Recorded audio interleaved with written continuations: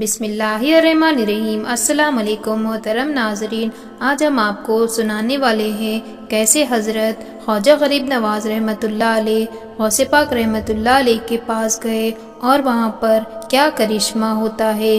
یہ تمام واقعات بے حد دلچسپ ہے، تو ثواب کی نیت سے اس ویڈیو کو آخر تک ضرور دیکھیے گا۔ خواجہ صاحب اپنی پیر و مرشد خواجہ عثمان ہارونی رحمۃ اللہ علیہ کے دست حق پر بیعت کرنے کے بعد بہت لمبے عرصے تک شدید عبادت کرتے رہے۔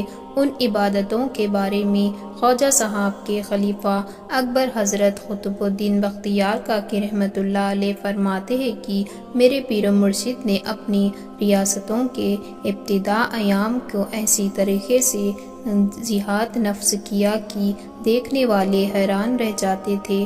آپ نے ریاست کا جو طریقہ اختیار کیا تھا، عرفان حقیقت کے گروہ میں اس کی مثالیں بہت کم ہی ملتی ہے۔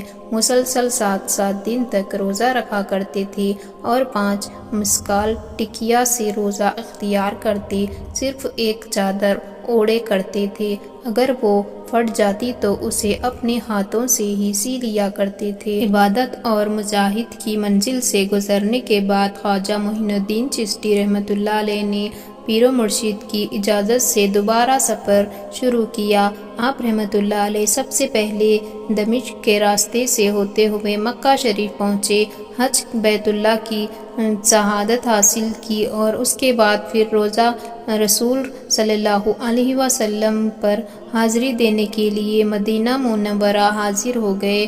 مدینہ منورہ کے بعد اولیاء اکرام اور مشائخ اعظام کی زیارت کے لیے کئی ملکوں کا سفر کیا، جن میں سب سے اہم سفر بغداد شریف کا تھا۔ بغداد شریف کے سفر کے دوران خواجہ معین الدین چشتی رحمۃ اللہ علیہ کی ملاقات حضرت شیخ نجم الدین خبرہ رحمۃ اللہ علیہ سے ہوئی۔ 2.5 مہینے تک حضرت شیخ نجم الدین خبرہ رحمۃ اللہ علیہ کی خدمت میں حاضر رہے اور ایک عظیم جانباز صوفی کی صحبت سے فیض یاب ہوتے رہے۔ اس کے بعد حضرت خواجہ غریب نواز رحمۃ اللہ علیہ بغداد شریف تشریف لے گئے اور حضرت شیخ عبد القادر جیلانی رحمۃ اللہ علیہ کی خدمت میں حاضر ہوئے۔ حضور غوث اعظم سرکار رحمۃ اللہ علیہ حضرت خواجہ معین الدین چشتی رحمۃ اللہ علیہ کے ساتھ نہایت عزت احترام سے پیش آئے اور بڑی محبت سے اپنا مہمان بنا لیا۔ اس زمانے میں ایک عجیب و غریب واقعہ پیش آیا۔ ایک دن حضرت خواجہ معین الدین چشتی رحمۃ اللہ علیہ اداس بیٹھے تھے۔ حضرت شیخ عبد القادر جیلانی رحمۃ اللہ علیہ کے مریدوں نے اس بات کو شدت سے محسوس کیا اور تمام صورتحال اپنے مرشد کے گوش گزار کر دی۔ جواب میں غوث اعظم سرکار رحمۃ اللہ علیہ نے فرمایا، مجھے خواجہ معین الدین چشتی رحمۃ اللہ علیہ کی اداسی کا سبب پتہ ہے۔ بے شک تم لوگ ان کا جسم دیکھ رہے ہو، مگر خواجہ صاحب رحمۃ اللہ علیہ کی روح بھوکی ہے۔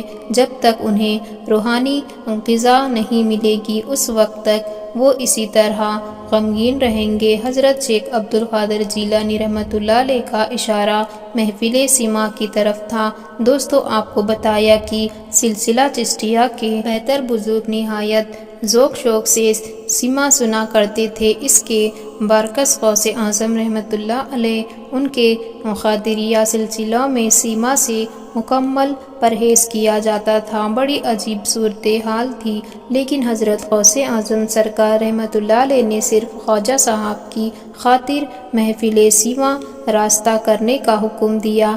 بغداد کے انتہا متقی اور پرہیزگار لوگوں میں سے ایسے افراد کا انتخاب کیا گیا جن کی آواز نہایت خوبصورت تھی۔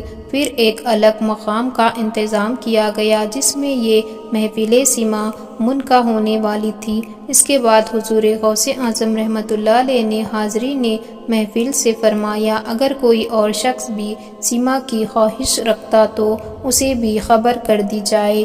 یہ کہہ کر آپ رحمۃ اللہ علیہ اپنے مرید کے ساتھ خانقاہ میں تشریف لے گئے۔ ایک طرف حضرت شیخ عبد القادر جیلانی رحمۃ اللہ علیہ درس دے رہے تھے اور دوسری طرف حضور خواجہ غریب نواز رحمۃ اللہ علیہ کی محفل سیما جاری تھی۔ سبق پڑھاتے پڑھاتے اچانک حضور غوث اعظم رحمۃ اللہ علیہ خاموش ہو گئے۔ لوگوں نے حیرت سے اپنے پیر و مرشد کی طرف دیکھا۔ کچھ لمحے کی خاموشی کے بعد حضرت شیخ عبد القادر جیلانی رحمۃ اللہ علیہ نے قریب رکھی ہوئی اپنی لاٹھی اٹھائی اور اس طرح زمین پر ٹیک دی جیسے آپ کسی چیز کو زمین میں گاڑ رہے ہو۔ پوری محفل پر گہری خاموشی چھا گئی۔ محفل میں حاضر لوگوں نے اپنی زندگی میں پہلی بار حضرت غوث اعظم رحمۃ اللہ علیہ کو اس حالت میں دیکھا تھا۔ جیسے جیسے وقت گزرتا جا رہا تھا، حضرت شیخ عبد القادر جیلانی رحمۃ اللہ علیہ کے چہرے کی رنگت بدلتی جا رہی تھی۔ دیکھنے والے دیکھ رہے تھے کہ حضرت غوث اعظم رحمۃ اللہ علیہ مسلسل اپنی لاٹھی پر دبار ڈال رہے تھے، ہر جگہ پریشان تھے اور ہر آنکھ حیران تھی، یہاں تک کہ غوث اعظم سرکار رحمۃ اللہ علیہ کا چہرہ مبارک پوری طرح سے لال ہو گیا۔ سب لوگ کانپنے لگے۔ حضرت شیخ عبد القادر جیلانی رحمۃ اللہ علیہ پر بہت دیر تک یہی کیفیت جاری رہی، پھر دھیرے دھیرے آپ رحمۃ اللہ علیہ معمول پر آ گئے۔ حضرت غوث پاک رحمۃ اللہ علیہ نے اپنی لاٹھی ایک طرف رکھ دیا اور لوگوں سے مخاطب ہو کر فرمایا، خواجہ معین الدین چشتی حالت بواز میں چلے گئے تھے۔ اس جان باز عاشق کو روکنا بے حد مشکل تھا۔ اگر میں مداخلت نہ کرتا اور ان کے جذبے کی یہی کیفیت برقرار رہتی تو اس بات کا خطرہ تھا کہ آج بغداد کی زمین ہی الٹ جاتی۔ دوستو، بغداد میں قیام کے دوران حضرت شیخ عبد القادر جیلانی رحمۃ اللہ علیہ نے خواجہ معین الدین چشتی رحمۃ اللہ علیہ کو اپنے خرقے سے نوازا تھا۔ حضرت خواجہ معین الدین چشتی رحمۃ اللہ علیہ نے انداز 553 ہجری میں علم حاصل کرنے کے لیے لمبا سفر اختیار فرمایا تھا۔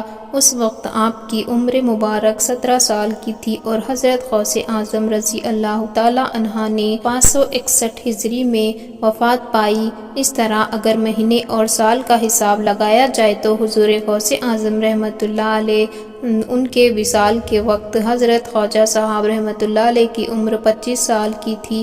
اس طرح یہ بات ثابت ہو جاتی ہے کہ حضرت خواجہ معین الدین چشتی رحمۃ اللہ علیہ نے صرف 7 سال کے مختصر عرصے میں ہی تمام مذہبی اور دینی علوم کے مہارت حاصل کر لی تھی۔ یہ قدرت خدا بندی کا ایک کرشمہ تھا اور اس مرد مومن کی تربیت کا اہتمام تھا جسے آنے والے وقتوں میں ہندوستان کی سلطنت بھی عہدے پر فائز کیا جانے والا تھا۔ بغداد کے بعد خواجہ معین الدین چشتی رحمۃ اللہ علیہ تبریز تشریف لے گئے۔ ان دنوں وہاں مشہور بزرگ خواجہ ابو سعید تبریزی قائم فرما رہے تھے۔ شیخ ابو سعید تبریزی رحمۃ اللہ علیہ بڑے پائے کے بزرگ تھے۔ ان کے فیض و برکات کا یہ عالم تھا کہ ان کے ہزاروں مرید تھے، مگر 70 مرید ایسے تھے جن میں سے ہر ایک کو ولایت کا درجہ حاصل تھا۔ ان مریدوں میں حضرت شیخ جلال الدین تبریز رحمۃ اللہ علیہ بھی شامل تھے، جنہیں شاید ہی کوئی شخص نہیں جانتا ہوگا۔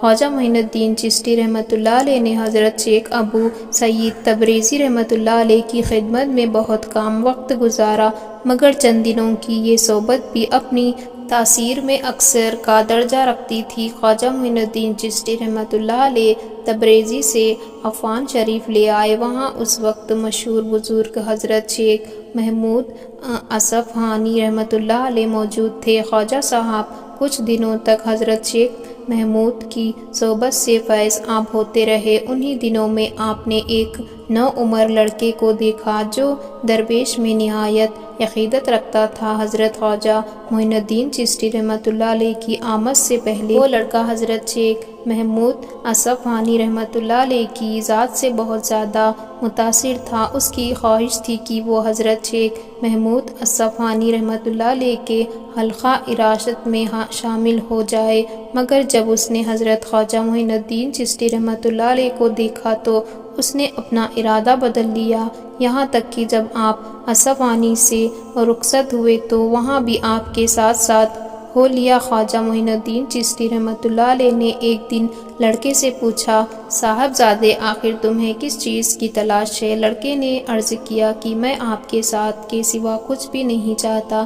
خواجہ غریب نواز رحمۃ اللہ علیہ نے اس لڑکے کو ٹالنے کے لیے فرمایا میں تو خود فقیروں کا خدمت گزار ہوں، تمہیں بھلا میں کیا دے سکتا ہوں؟ اس لڑکے نے عقیدت مند لہجے میں کہا کچھ بھی صحیح مگر مجھے اپنی خدمت کا موقع دے دیجیے، جس کو جو من میں آئے جو کہتا رہے یہ اللہ جانے، مگر میرے شیخ تو آپ ہے۔ لڑکے کی عقیدت کا یہ عالم دیکھ کر خواجہ معین الدین چشتی رحمۃ اللہ علیہ انکار نہ کر سکے اور اسے اپنا دامن رحمت میں چھپا لیا۔ بعد میں یہی لڑکا اولیاء ہند کا تاجدار بنا اور آج صحیح دنیا اسے خواجہ قطب الدین بختیار کاکی رحمۃ اللہ علیہ کے نام سے جانتی ہے۔ یہاں 2 سال تک آپ نے واز فرمایا اور ہزاروں انسانوں راہ راستے پر گامزن کیا۔ دوستو امید کرتے ہیں آپ سب کو آج کا واقعہ بے حد پسند آیا ہوگا۔ آپ سب سے چھوٹی سی گزارش ہے کہ ہمارے چینل کو سبسکرائب کر لیں